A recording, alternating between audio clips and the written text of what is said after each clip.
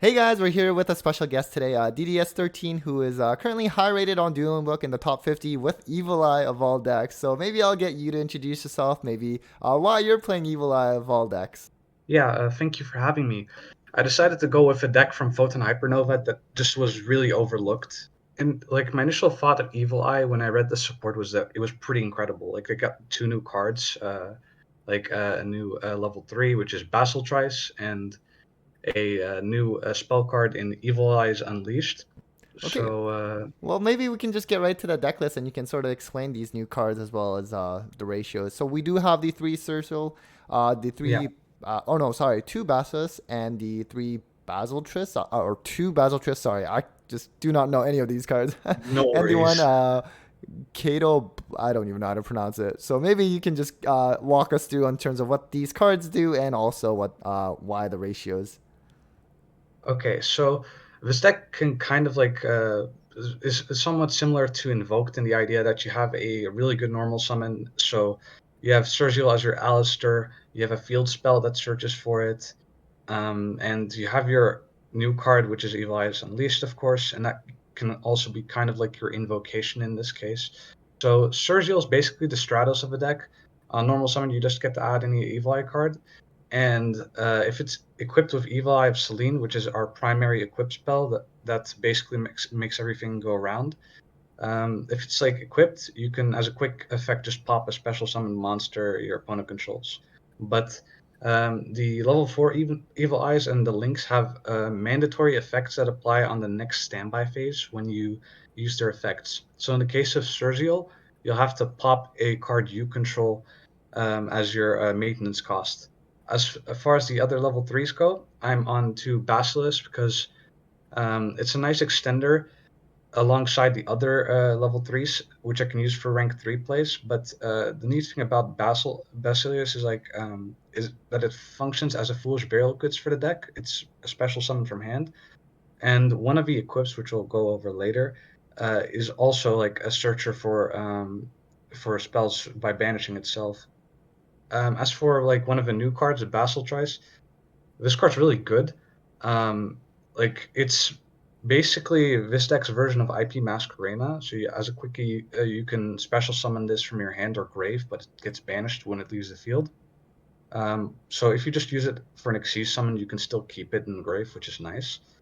And as a quick effect on your opponent's turn, you can link summon an Evil Eye Link monster using Evil Eye as you control, or just any monsters, excuse me.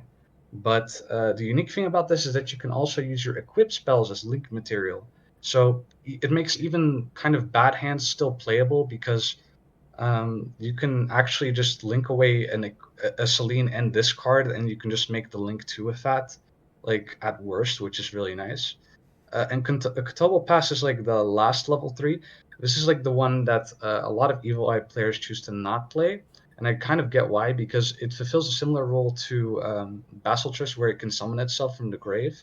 And its other effect that sets it apart from the other two is that you can basically target a Evil Eye spell or trap, and until the end of the next turn, that once that card, if that card were to be destroyed, it doesn't get destroyed.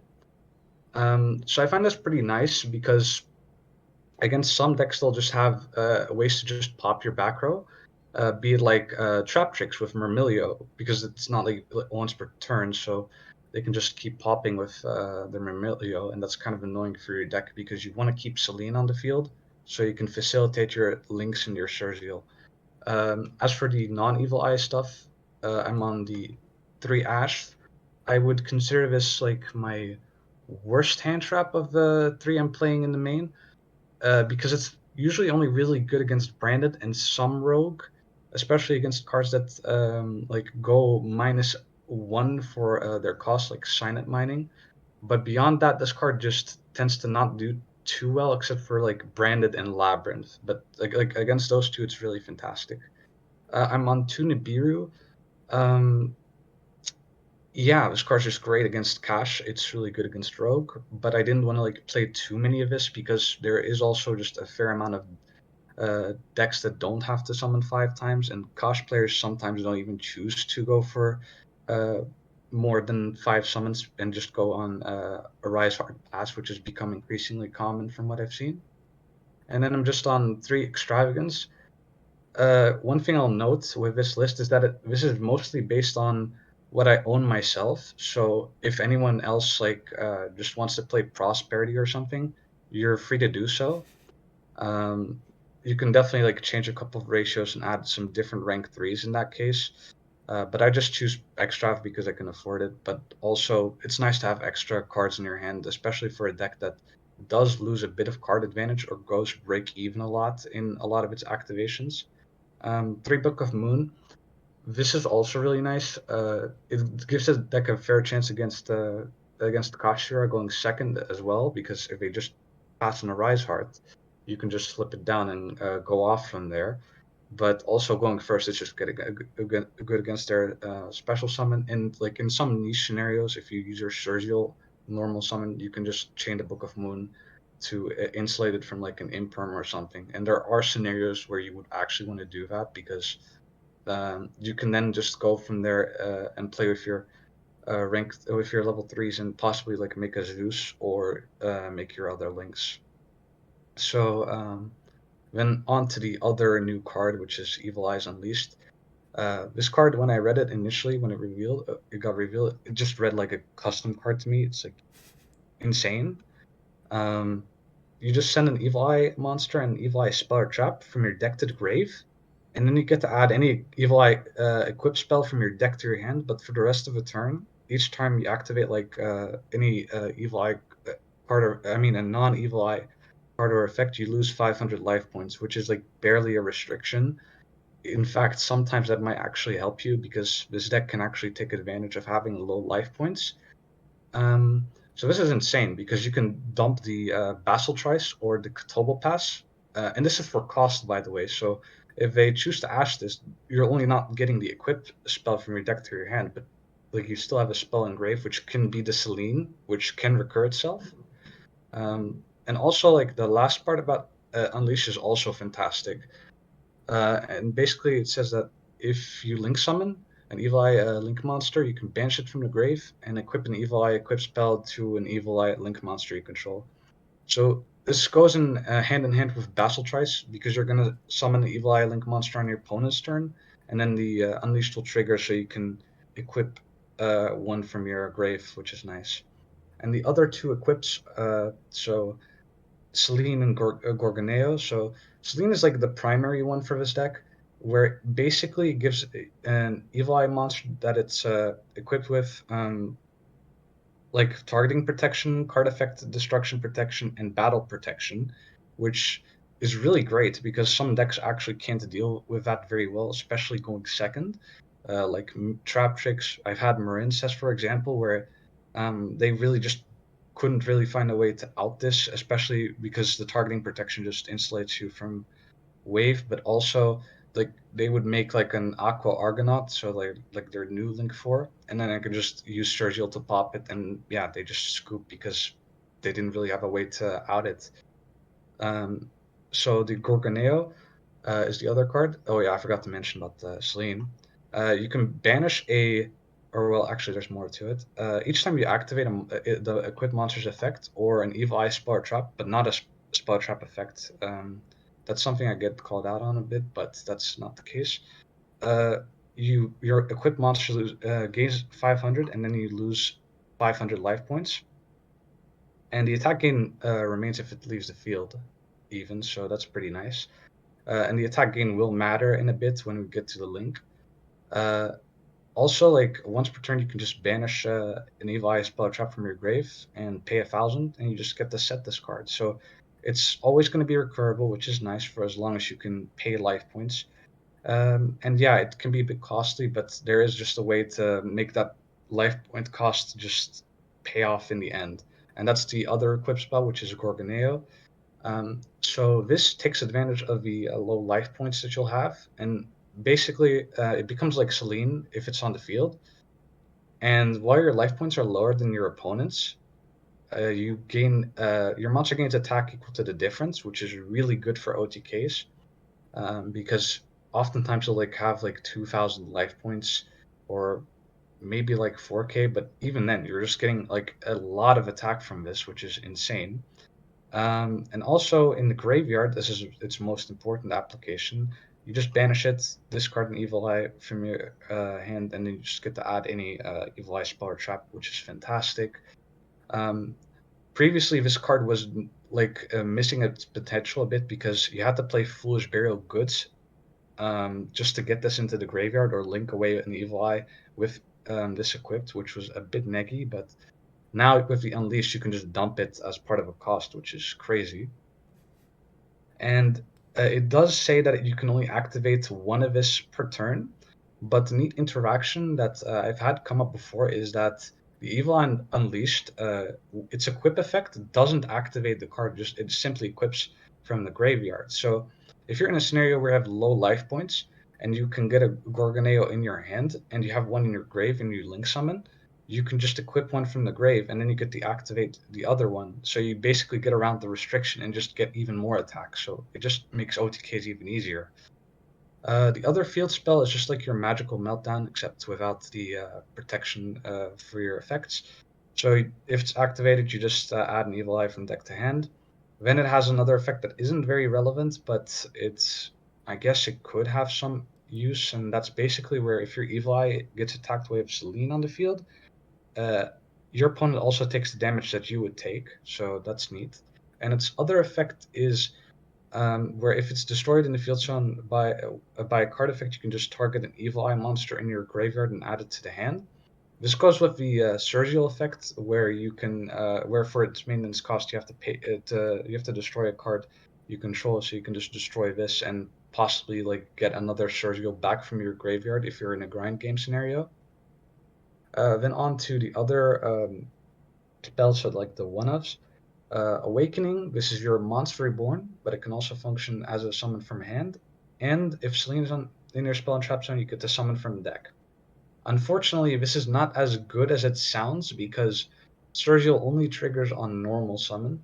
So it's a little bit weak in that regard. So you're usually going to summon one of your level 3s with this, which is neat. So you can link climb even higher on your own turn, since Vassal Trice only really helps with the link climbing or just link summoning on your opponent's turn by using the equip, so you can get into the link 3 more easily. But this card's also actually not that bad, because if your Sergio gets disrupted and it gets removed off the field, and you still have Unleashed, you can just dump a Gorgoneo and add like and like you can use your Unleashed to dump a Sturgill and a Gorgoneo, add the Selene, then Gorgoneo, discard Selene, add the Awakening, and then just activate it to bring back the Sturgill that you dumped with the Unleashed. And then you have a spell in your graveyards for Selene, so you can banish it, set, and equip the Sturgill. So that's like a nice recovery play if your normal summon gets disrupted. And also, like, it's also pretty relevant to have an Evil Eye on field because the Bacillus and the Ctobopass can summon themselves if you have one. So even if you had a scenario where they would want to get rid of the Surgial and you like you activated an Unleashed beforehand, it's pretty nice if you can summon back the Basel Tries during that, because that'll just ensure you have an Evil Eye on the field, which helps the other two level 3s be live at some point. As far as the other spells, so one Confrontation, this is your MST, but it kind of turns into a Cosmic Cyclone if you have Selene on the field. Except the only difference is that it has to destroy first and then banishes similarly to like Bottomless Trap Hole, which makes this card not as good against like Runic, because it can use Hugin, of course, to protect the fountain. But weirdly enough, you would sometimes prefer having only the pop and not the banish against like Kosh, for example, um, like uh, because like the birth, you would rather just not have it banished because it could recur with the Kashtira Theosis. So it's neat back row removal, pretty nice if you happen to go up against like a floodgate of some sort too. And then the last spell is Reemergence, which I consider like the worst spell I play in the deck. It was like made it at a time where Evil Eye was still struggling to like make its make its link 3, because the deck just basically released with very few ways to link climb. Um, but like I use it like as an additional extender because because like sometimes you'll also have scenarios where you're awakening, even if you summon something off awakening, and there's a chance your opponent is still going to disrupt your summon, so you need another extender on the board so you can bring back a Basel Trice or summon a Basilius or summon a Cthulhu Pass and then make a Link 2 from there. So it functions as a nice extender from there. It has also like an interesting graveyard effect, although I've yet to have this come up for me. Basically, you just banish it from grave, and for that turn, your Evil Eye Speller traps that you control cannot be targeted with card effects. Quite honestly, this card would have been way better if this effect lasted until the end of the next turn, so Celine would be just easily insulated. And then one terraforming, just to get to the Pareidolia, and then onto the traps. Evil Eye defeat, you just target a monster on the field if you control an Evil Eye, and then bounce it. And if you control a Celine, you can target 2 monsters.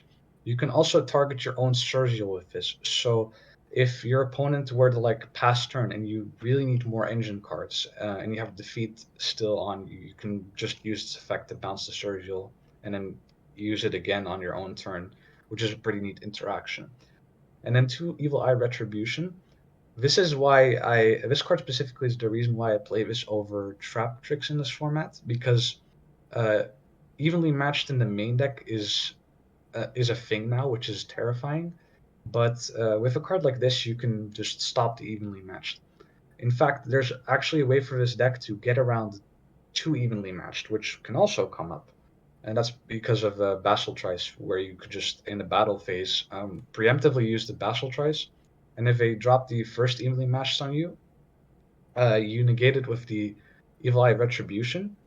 And if they drop the second, you want to use the Basel Trice to link off your Surgial and the Celine as well as it. And then you can go into the Link 3, evenly resolves, you'll keep the link 3, and in a new chain, the Unleashed will activate, allowing you to get back your Celine, and you'll still end up with a disruption like that. So it's really sick that you can survive a double evenly with this deck, which just it's just crazy. And then 3 Imperm, not fantastic, but not bad either. It's just really solid against Cash. Isn't weak to Frost. Isn't prone to like Kashtira effects with the banishes and stuff, so it's nice. And sometimes most of the time I choose to actually hold this card for my own turn, because if I choose to Arise Hard Pass or something, I can just use this and just play from there, provided they don't have the Forbidden Lance. Uh, So I guess it's onto the extra deck, right? yep, yep. So the first one is the Link 3. This came out first in the Affinity Chasers. This card was like a similar case to the Weather Painter Link monster, where it was just like next to impossible to summon this card, but it's extremely easy now. So if it was link summoned with a monster that has 2600 or higher attack as material, you can make 2 attacks with it. And if it's equipped with Celine, it basically becomes a Trident, where you can just pop a card, just target one and pop it. And it has a maintenance effect where during the next standby phase, mandatory, you negate a effect of a monster that this card points to. So yeah, this card's insanely easy to summon now because Basel Trice exists, so you can use a Sergio Basel Trice and Celine and then just make this. It's wonderful, and you'll usually like use your Sergio first with its effect and then gain like 500, and then use another back row, one of your Eli back rows, so you can gain another 500 attack off of your Celine, and then you link off so you get the double attack for the follow up, and hopefully try to OTK from there because you don't want to play the grind too long because your life points are going to get drained continuously, and at some point you're just not going to be able to make any play anymore. Um, then the other link for Evil Eye, this is the one that came out in Chaos Impact, I believe. Um, this card's also pretty nice. It's like the inverse of Zerziel, where instead of like negating what it points to, it destroys a card it points to as its maintenance cost, and you can, as a quick effect, if it's equipped with Celine, you target an effect monster, negate its effects. Pretty nice, and it also gains 100 attack for each Evil Eye card with a different name in your grave. So it also kind of helps in making the Link 3's double attack requirement. As for the other stuff in the extra deck, I put in one Underworld Goddess just in case if I'm like up against something like a Crooked Cook or like I don't know something that's unaffected because this deck doesn't really have a way to pierce. Um, at the same time, I could maybe like play Pentastag, but I think the Underworld Goddess is just way better, and it's not that hard to spam the board full of stuff. Um, as far as the other extra deck goes, Dueling Book pretty much mandatory with Ibli. However, I haven't really seen Ibli at all in like the past over 100 games or something. Like it's really rare to see an Ibli, so I'm kind of questioning if I should be running this. But at the same time, if it gets dropped, you kind of need it. Um, and then the other Xyz, so double DD Stone King Darius. This is like a way to just basically during the damage calc, if you battle with this, you detach a material, and this card can't be destroyed by the battle, and then your opponent's monster gets destroyed after damage calc, and you inflict 500 damage. But you use this as a way to get into your Divisor King Deus Machinex, which has the effect where it can just once when a monster card your opponent controls activates its effect, you can detach two materials and attach the monster that's whose effect was activated, and it's not once per turn. So you can use if you use the Darius with this, you basically get two activations because you're detaching two, attaching one, so you'd be two materials, and then detach another two and attach one, and then you'll have this and one material.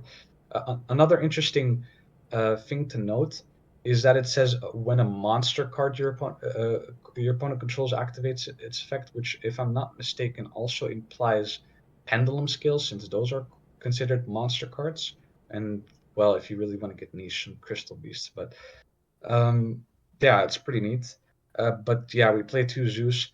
We can just make it with the Machinex because it'll be like our bigger downward magician.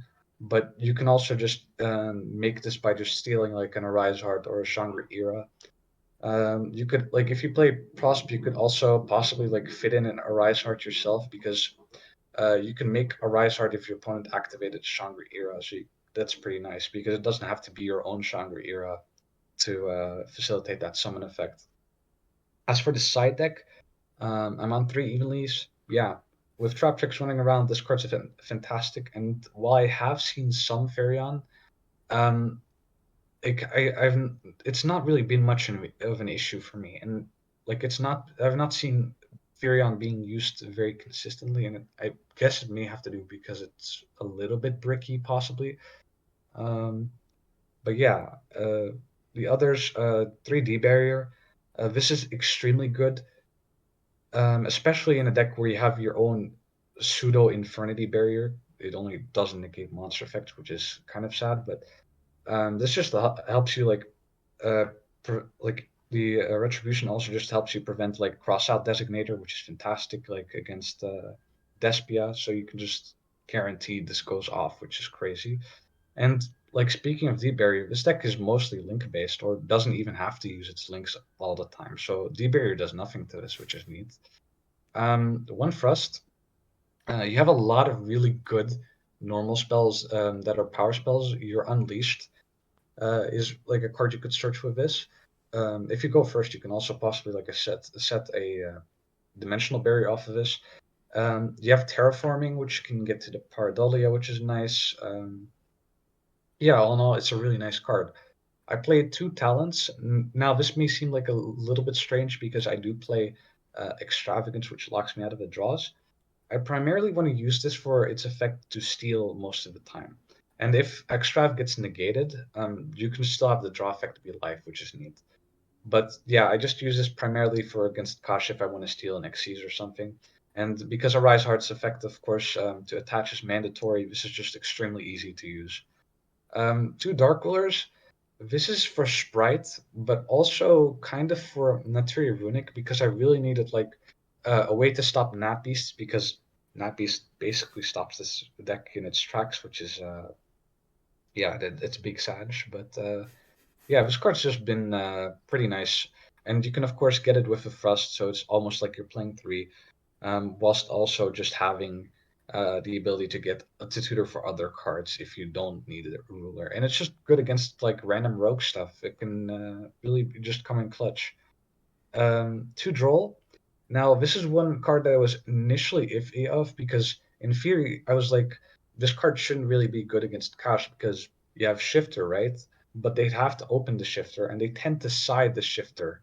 So, um, the thing is, that then there's a good shot you'll still be able to use the draw yourself, but it's also just good against like a lot of other rogue or um, like runic variants, especially. It's really nice against the Naturi runic or sprite runic because it will stop their draws and searches. Against Mathmech, I found this to be really excellent because the other hand shops just hadn't been doing very well for me. Even Nib, because if it gets to super factorial, it doesn't really matter if you have Nibiru or not. And Imperm's not going to do against anything against super factorial, nor is Ash. So yeah, Droll I found to be pretty nice. Third Nibiru, well, if I'm just like up against like any other rogue or something, I'll just side a third in as like a way to just stop them. But what I also tend to do against like Kosh is if they've seen the Nibiru in a game one, for example, they'll be very likely to be a bit more cautious in their games two or three and just end on the Arise Heart pass. So I just tend to side out the Nibiru since it'll just usually be a dead card. So I'll just go for the Droll or Dark Ruler or the Tactics and Talents for all Frost and Talents and one feather duster. As for the like the back removal, it's something I've been considering changing because with Labyrinth, it's like not fantastic against King of the Heavenly Prison and against Boo Boo Game, which is another card Labyrinth can play. It's just set to normal traps if you destroy it. So Hatronate's been on my mind because it's also nice against trap tricks. Um, Although evenly matched kind of fulfills the role for trap tricks pretty well, and uh, with the labyrinth, they just tend to have like a virus card to protect themselves. Um, so yeah, that's pretty much a lot of what I had to say about this deck. Amazing. Well, thank you so much for those in-depth explanations. Are really helpful, and we'll also have some of your replays at the end of this video. And so, any last shoutouts before we end the call? Yeah, well, shout outs to the people that I know from main menu. It's always a lot of fun to hang around with them. Shout outs to a lot of people I've play tested this with or theorized with. And yeah, that's about it. Thanks for having me. It's been an honor. Yeah. Awesome. Well, thank you again, and take care, everyone.